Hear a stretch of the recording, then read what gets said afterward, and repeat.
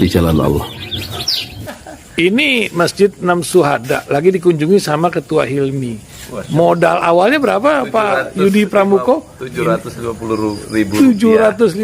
rupiah aja. Jadi ini 500 jutaan nih barang. Sekarang udah habis 310. Masya Allah, tuh udah pakai keramik, laponnya tinggal. Granit tuh kayak marmer. Tuh, Masya Allah nih, sampai juga kita ke sini. Masjid Enam Syuhada, ngapa namanya Masjid Enam Syuhada, Ya, Pak Yudi? kita mau mendokumentasikan perjuangan dakwah nama anak muda pengawal Habib Rizik Syihab itu. Masya Allah. Yang dibunuh sama orang jahat di kilometer 50. Kilometer 50 ya. Itu kan simbol memperjuangkan dakwah itu kita harus memberikan segalanya untuk Islam kan ya, untuk Masya dakwah Islam. Allah. Dan nama anak muda itulah yang sudah memberikan segalanya untuk Islam. Masya Allah. Kita Apa nanti nama pemuda itu ada juga di sini mungkin diterapkan? Mungkin namanya 6 syuhada. Enam syuhada Iya, itu, 6 syuhada dipasang di sini, 6 syuhada. Bipali, apa yang dikomentarin dari ini semua, Bipali? Masya Allah, luar biasa. Dari uang 700.000, kalau pengen ternyata bisa. Bisa. Allah kirim. Tuh, bisa. Ya, dengan Masya. dengan masuk satu gang kecil, tapi Bapak ini luar biasa. Kecil tuh. Oh, Masya Allah ya. Satu call aja. Masya Allah. Perjuangan Pak Yudi Pramuko, YouTuber sejagat paling tua. Tertua di semesta. Tertua di semesta. Masya Allah. Tukang donat. Tukang donat. Tukang donat dari Paru. Ini saya laporkan dari lapangan ini, langsung dari Masjid Enam Syuhada. Masya Allah. Dan ini dia. Dalam lihat ah. Tuh lihat tuh masjidnya, tuh imamnya di situ tuh. Malam-malam lagi kita. Masya Allah. Masih kurang nih.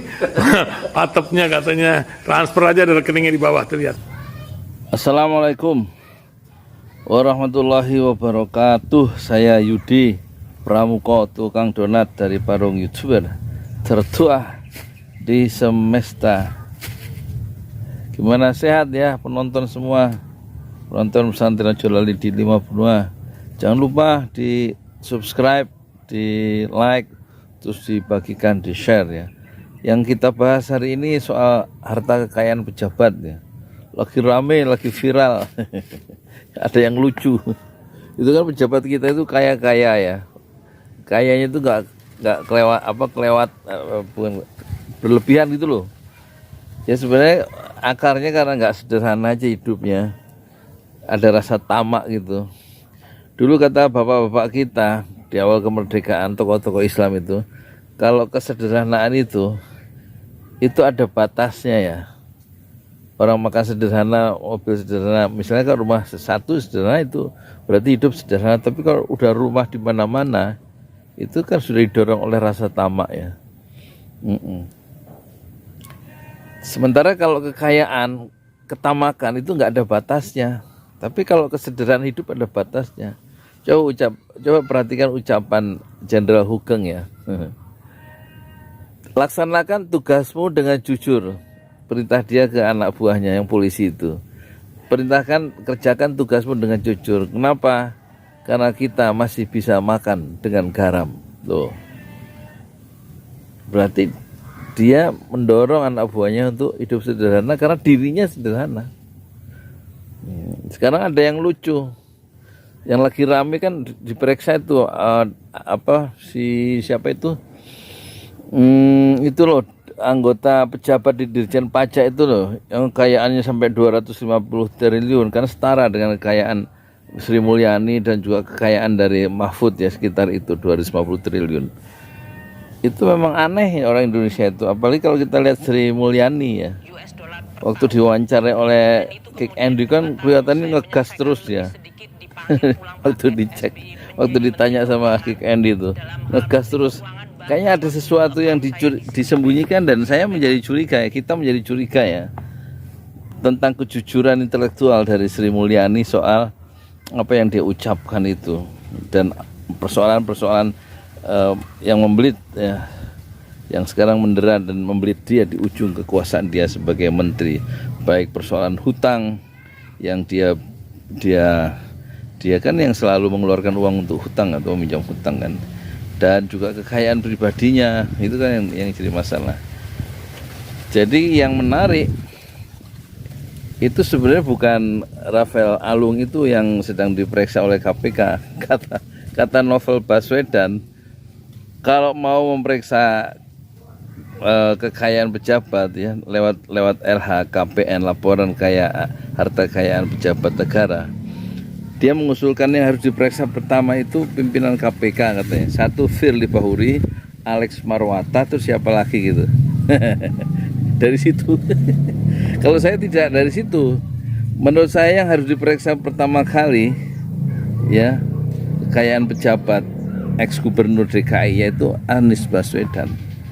Dia yang harus diperiksa pertama kali, ya kan? Tentang bagaimana dia cara mendapatkan harta dan melaksanakan perkawinan anaknya yang kemarin itu. Wajar atau tidak? Kekayaannya dari mana? Dan itu dulu, apalagi dia calon presiden ya, tahun 2024. Jadi yang harus diperiksa oleh KPK itu pertama kali bukan Firly, bukan Puan yang punya tanah sampai 75 juga, bukan Megawati, bukan Megawati, bukan, dia kan bukan pejabat negara ya, bukan gubernur Jatim, siapa namanya, Khofifah, yang digadang-gadang jadi calon wakil presiden Anies, yang kekayaannya itu sampai punya surat tanah 35, kalau Puan punya surat tanah sampai 75 loh, bukan Firly. Tapi Anies yang kekayaannya 10 miliar. Yang pertama harus dikorek tuh Anies Baswedan, bukan Menteri Agama yang dalam waktu 11 bulan kekayaannya itu sampai berlipat menjadi 10 kali. Bukan Mahfud MD yang kekayaannya sampai 250 miliar. Tapi yang lebih menarik itu yang pertama, yang kalau soal orang, saya ngusulkan pejabat negara yang harus diperiksa pertama kali di Indonesia itu sebelum sampai ke atas itu adalah Anies Baswedan pertama. Tapi masalahnya menurut pakar hukum pidana, pakar tindak pidana pencucian uang, yaitu siapa itu yang perempuan itu yang berani itu, Yenti Garnasih. Masalahnya kita nggak punya cara katanya untuk mengecek harta kekayaan ini didapatkan dari cara yang jujur atau tidak. Harta yang sudah dilaporkan itu, meskipun LHKPN itu kan satu cara untuk pencegahan korupsi dari pejabat negara ya. Tapi yang dilaporkan itu kan ngeceknya gimana bahwa itu diperoleh dengan cara halal apa haram ya. Mekanisme atau sistem cara mengecek yang lebih sistemik, yang lebih sistematis itulah yang belum ada. Kata siapa? Kata Yenti Garnasih kalau nggak salah saya tangkap gitu ya. Kadang-kadang saya baca juga umum aja dengan baca cepat gitu, kadang-kadang ya nggak terlalu teliti. Tapi kira-kira gitu. Jadi nggak mudah ya. Terus berapa ribu yang mau dicek? Maling-maling tuh banyak di Indonesia. Terus itu yang dicek. Satu, harta kekayaan Anies, dan kemudian cara dia menyelenggarakan perkawinan anaknya yang kemarin tuh. Apakah mewah? Si siapa itu yang umur 25 yang anak UI ketemu pacarnya juga yang orang keturunan Arab itu dicek harus. Dari situ baru ngecek perkawinan anak para pejabat ya, yang gila-gilaan itu ya. Kita mulai dari Anies dulu aja, jangan dari misalnya jangan dari anaknya Pak Jokowi yang kemarin, jangan dari Anies dulu.